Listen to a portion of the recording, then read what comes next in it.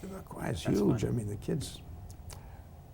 Good evening and welcome to another issue of In the House with Representative Jason Lewis. My name is Alan McDonald. It's my pleasure to be here to interview Representative Lewis and learn as you do watching this issue of In the House, the current activities in the State House and around town. Representative Lewis, great to see you. Hi, Alan. Good to see you too. And Nice to- great to be back with you. Well, always enjoy these sessions, and so we'll have a half hour to catch up on things that are happening. It's in the middle of the political season. We're early in the 2013 agenda for legislative issues, but of course, campaigns as well, which an ever-present activity in Massachusetts. But we thought 2013 at least we would get a break until 2014, but it wasn't to be. Wasn't to be, but I'm curious, we'll talk a little bit about the issues that you're dealing with, but as these sessions go, it's kind of fun to hear how things are going on a personal level, but how are you hearing from constituents these days as to what's on their mind and what you're involved in besides filing legislation? Right. Well, you know, I'm in my third term now, and so I've been around enough to at least have a better sense of what it means to be a legislator and to be a representative, and my way around the State House a little better. And it's really a great experience. It's a great privilege.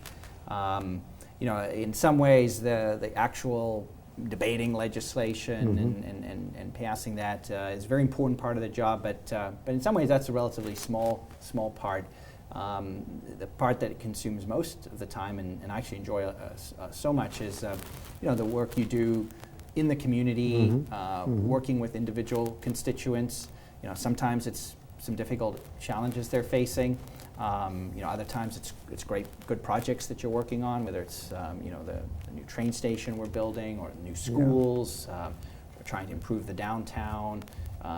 All of those kinds of projects. I just came earlier today, actually meeting with somebody who was taking me around to show me his neighborhood where they've been having, unfortunately, some flooding problems, and we know that's been, you know, a long-standing issue that we're working on. So just having a chance to meet all kinds of people, you know, learn from them. I get a lot of great feedback from constituents on a whole range of issues who are knowledgeable, and helps me understand, you know, what needs to get done, and helps me with the job I need to do. I think for some of us, when we envision our state representative running for office, thinking about all the grand issues of the day, which you do get involved in, but there's so many on-the-ground constituent service issues and public events and public hearings and a lot of things that you have to do on the ground to get into a position to make a difference in some of those big issues. Right. Well, I think in order to really do, you know, this kind of job and to do really enjoy it, you have to like all, you know, both aspects of the job, both sort of the policy and working on legislation and advancing issues that are important to the community, but also, you know, very much projects, you know, right here. They're, you know, not always glamorous, but they make a difference in one person's life or in a neighborhood, or for the whole town, and that's all important part of representing your constituents. Well, I think I hope that constituents recognize that, and of course that's true with the town office holders as well as the state office holders. But there's so much that deals with, I would say, the nitty-gritty of daily life that the public leaders get involved in, and so you're doing a good job with that. Well, I think the lesson I take to heart, you know, from my grandmother is, you know, don't get too big for your britches. No. That's exactly right. Well, I liken it to, you know, running for selectman, and you are going to be involved in all of the big issues of downtown development, and the first 6 calls you get is the street lights out in front of the house, and the dog is barking next door, and what are you going to do about it? which is That's right. okay, because you deal with those so that you're in the position That's right. to help out with the bigger issues. I've too. never had a happier constituent than someone whose street light was fixed outside their house, or a Exactly. pothole, in front of their driveway. That's exactly true, isn't it? So you find, now you represent Winchester and Stoneham, so I assume there were a lot of similarities in the constituents you're representing in the two areas, but is that true? Are there big differences? or- There are certainly a lot of similarities. Certainly, both communities care a lot about the schools, and so the work I've done on school funding and Chapter 70 very important to both communities. Transportation is very important as well in terms of public transit service and the transit infrastructure. There are something that another thing they share is obviously the fells, the Middlesex Fells in both communities, and we've had a lot going on there over the last few years to try to improve the management of the fells and try to deal with some of the user conflict we've had between bikers and joggers and dog walkers. So we'll never solve that entirely, but we've made progress. And so there are some unique issues to each community. Of course, but largely the same aspirations for what they'd like to try to do to improve the quality of life. That's great. Well, you've been involved in the issues, that's for sure, and we've talked about a number of them in the past, and as recently as the last opportunity on transportation, education, but let's maybe a little on healthcare this time around. You've been in your first 4 years in the legislature very active on the healthcare issues, and in 2010. Of course, a significant piece of legislation went through to provide an opportunity for more oversight by the state into what health care services we have, where they are, what we're missing, what we need to beef up. And I think it's given a real opportunity for the state to help out in what we know is a very important issue for all your constituents. Right. Yes, I feel very fortunate to have been able to be part of the healthcare debate. It's so important, that ensuring every person has access to good quality, affordable health care. To me, the way I sort of see that in education is kind of the two pillars, access to good education and access to health care. I didn't have, prior to being in office, I had a business background and mostly in high tech, so I hadn't worked in healthcare. But the way the legislature works is the Speaker of the House, one of the powers he has is he can assign legislators to committees. Right. And I was assigned my very first term to actually 2 different healthcare committees, and then last term I was the vice chair of public health. Great. So I had this opportunity to really get involved in healthcare policy. The legislation we passed last year, which was really building on from the reforms from 2006, which led to universal health care, are now really being rolled out. And there's, I think the overall objective is to try to move from a healthcare system that focuses more on providing more services and more procedures to one that focuses more on outcomes and the quality of care that patients are receiving. But easier said than done in terms of how we pay for that and how we structure our healthcare delivery. The part of that I'm very pleased we were able to make some significant improvements on in the legislation was around public health and investing more in prevention and wellness, because of course if we can keep the population healthier, fewer people coming down with type 2 diabetes, heart disease, stroke, preventable conditions that are very expensive to treat, they will live healthier, more productive lives, and will save money in the healthcare system. So there's a new prevention trust that was established in the legislation. It was a bill I had filed in the session. It was incorporated. So we will now have an opportunity for Winchester and other communities to put forward grant proposals for local projects and to apply for this funding. And they can be things like safe routes to school, improving parks and playgrounds, supporting farmers markets, and other projects that are have a proven track record in actually impacting people's health. So that's great. We're getting that up and running in a few months now. The Department of Health will roll that out. So that's good news. And in this session, my focus is on seeing those initiatives fully implemented. And then also I have some legislation dealing with drug costs. So we've got a few things that would hopefully build on what we've done before, because drug costs are one area, of the healthcare system that we've continued to see, fantastic new medications coming on the market, but of course costs increasing at a very significant rate. Right. So we know we need to do more to rein that in. I think the drug cost and the cost of technology in the healthcare system has really driven some of the increases for sure, and things that we need to have in terms of the technology, the information technology too, catching up with that other industries have caught up with. But healthcare is a little different because the technology, life-saving technology and drugs are something we have a tremendous need for, and as we come across each new discovery, we want to put it in as soon as we can, type of thing. But the system, what you've just talked about, is so important, I think, and you've done a good job of helping the state move towards wellness, preventive care, even post-acute care in a community setting, not necessarily a hospital setting. And the system we have, which is so terrific in providing health care where we can provide it, has been subsidized from the 1940s till the end of the 1900s, rightfully so, from what we wanted as a public mission-driven system. But as the costs have caught up with new technology, can't subsidize it as much, so we now have to figure out a way to pay, and of course privately we are paying more, and that has led to real attention, I think, on wellness and preventive, so that not everything has to happen in a hospital acute setting.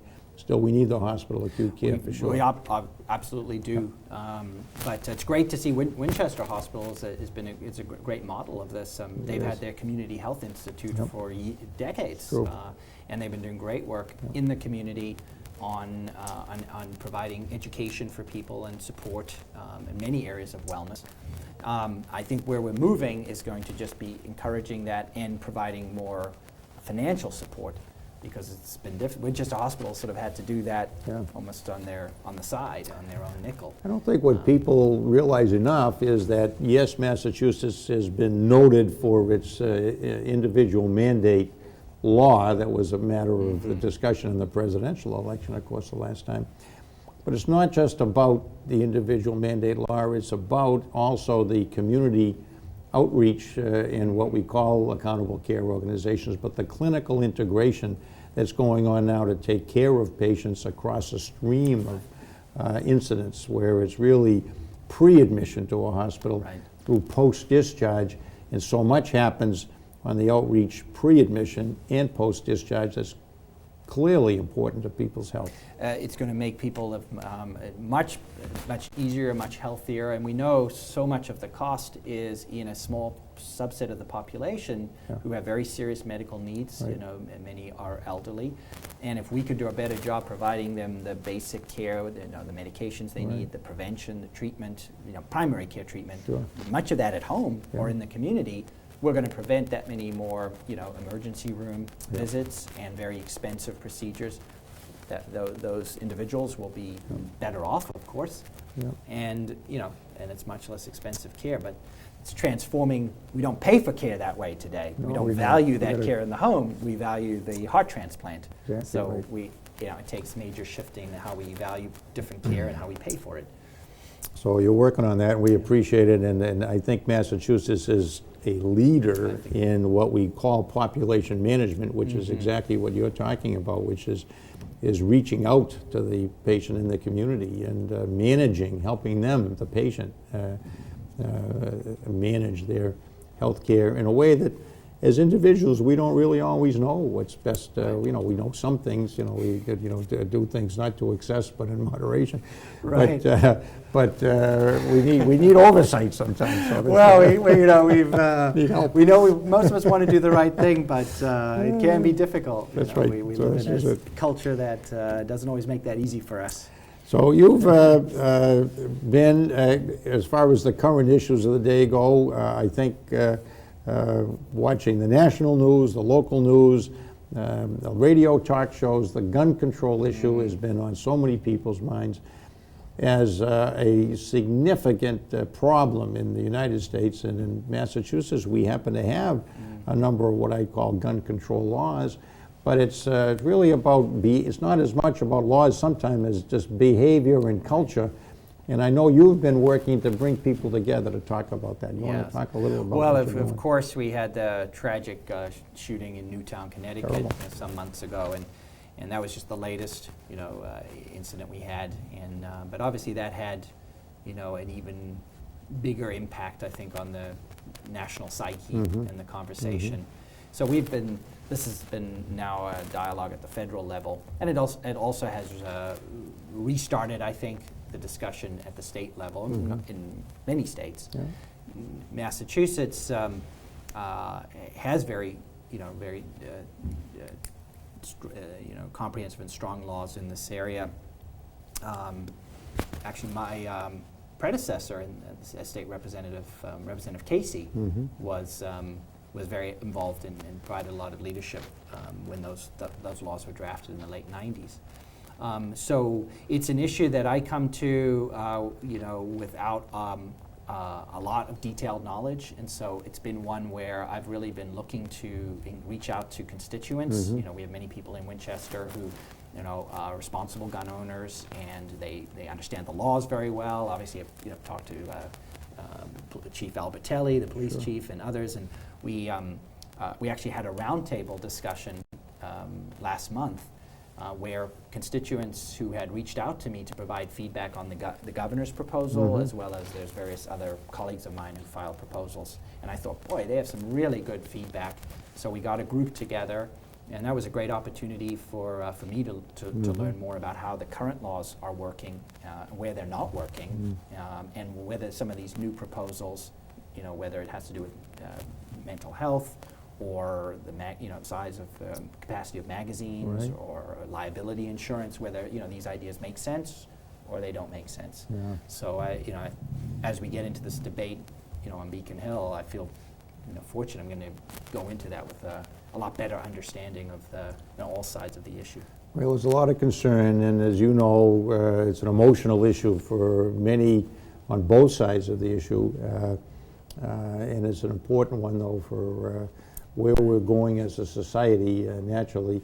And the balance is going to be difficult to find, but I'm delighted that you're working on it, because it really needs to be worked on at the local level. I mean, it is a national issue, for sure, but each and every person in their own community needs to think long and hard about Right. what we need to do and have the leadership that Right. you're giving to the issue.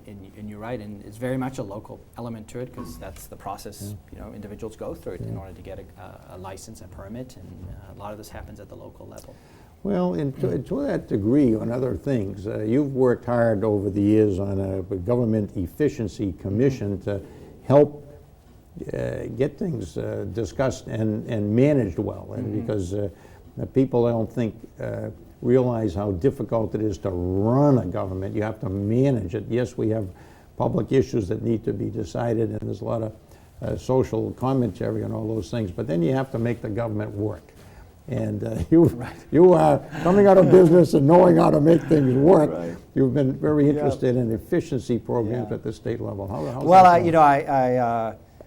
I'm acutely aware of how, in some ways the easy part, is dissecting policy, coming up with some new laws, Right. and setting up new agencies, and we talked about healthcare and all the changes. That in some ways that's the easy part. The hard part is implementing all these things, and a lot of times the legislature will give direction to the Department of Public Safety or Public Health or local government or schools, as to things that we should or shouldn't do. Right. But then the actual heavy lifting of doing that, and that's true obviously in the corporate world as well. Sure. A CEO or a board of directors can give strategic direction, and that's very important. But then you need very competent people to execute that. Foot Right. soldiers to That's make right. it work. And so, I think our state government is many hundreds of thousands, a couple 100,000 employees. It's a very big organization. It's a very important and broad mission. Right. And like any large institution, things have grown up over the years that made sense once upon a time. We should be looking at them regularly and saying, is that still the best way to do it? should we still have two agencies, or should we be Right. looking at combining them? Is there more they can be doing using online technology? Right. Good example of this is obviously the RMV, and It they is. do It's a more perfect things example. online now. They have, but what else could we be doing like that Right. to make it provide better service for Right. the public at lower cost? So the proposal I put forward, which was modeled after something Connecticut did successfully, actually passed the House last session, Very but good. unfortunately didn't get through the Senate. Yeah, okay. So obviously, our form of government, you got to pass the House and the Senate, Yep. and then the government has to sign it. So we got halfway. Halfway. So this session, I'm working again too, and it's a bipartisan piece of legislation now. I have a Republican representative from the Cape who joined me in filing that legislation. So Well, I think all of us, as we read the newspapers and watch government at work, can identify things that aren't going as well as we'd like them to go. But we don't stop to think about the great number of things that go very well in a hard-to-manage Right, situation. And we know it from town government. There's so many things that go well in this community, but there's always something we try to do a little better, or say, Right. why don't we do more in a certain area? Same at the state level. We tend to, maybe say, one road or two roads aren't the right ones for us, but rather than the 98 roads, to say, gee, wasn't that good that they thought to do it over there? yeah, But management of the public process is not an easy task. It covers so many different areas of importance, and so efficiency is something we always strive for sure. and we always are living in a world of limited resources. Yeah. I mean, Yeah. even if taxes go up from time to time, there's still, we can't afford to do all the things we would like to do, and so we have to do whatever we do as efficiently, as smartly as possible to make sure the money's there for things Yeah. like schools and roads and healthcare, and that are very important services. It sure is, and the truth is, and it's the same in the private sector as it is in the public sector, attracting good people to come in and do the work is so important, and we always argue we want the best engineers at the public level, and the Right. best teachers, and the best administrators, and all of that. And it's true that the resources are a problem. They're a problem on the private side too very often, but if you have dedicated people with talent on the mission, it makes a big difference. So we does. have to keep attracting people into public service Yeah, and public employed. it's a good point. It's one of the things that concerns me, because I think, I can't speak for, of a long period of time, but at least my observation in the last 10 years is there's a growing sort of cynicism about government, and some of that, I think does lead some people to question whether that's something they would be interested in doing. Some young people, talented people who could go, not just run for office, but Yeah, could it's go all the serve way in through. various public sector roles where we need really smart, good people. And some of that may lead some of those people to question that, and to me that's unfortunate. Well, it is unfortunate, So you're we right. need their talents. Not everything goes perfectly, which is, some valid reason for cynicism on a project or two here and there. Right. The joke is always, no matter how cynical I get, it's never enough. Well, that's not true if you're looking at the Mass Water Resources Authority. Look at what we did in cleaning up the harbor. That was yes, the big dig was more expensive and there were mistakes made there. We know second biggest project in the country at that time was cleaning up the Boston Harbor. I shouldn't say never, I hardly ever hear a critical comment about what that work was, or the leadership, or the people involved in Right. it. They did a wonderful job. Yeah. And so, right. but we had wonderful people in charge of that, and I know, and they were very talented. And it could have been the same for other projects that we haven't been as blessed with. But the result is that we depend on people managing the public process very well. We all depend on that. So We it's do. important not to be cynical, but to attract good We people. attract good people, and then we need to have processes that are transparent. So there's there's good, strong oversight, and we obviously hold those people accountable as well if they don't perform. That's There right. needs Well, to we're be getting consequences. near the end of our time. We have a couple more minutes, though, and I want to end on a positive note, too, because I know we've got a lot of good projects going on in our town of Winchester. So We didn't have a chance to talk the last time about where we are on the high school project and the state interest in that, but I know the Yes. state's going to be a good partner with us on that. Well, that's a hugely important project to Winchester. Obviously, we are finishing construction of the Vincent Owen Elementary School, which the community supported, and we finished the redistricting, and that was not easy, but we made it through that. So come September, we will now be able to have a great set of elementary schools that can accommodate our growing enrollment and good, comfortable facilities. Middle school, we expanded a few years ago, so that's able to handle the students we have, but the next major challenge was the high school. So that project we embarked on now over a year ago, and it's a partnership with the state.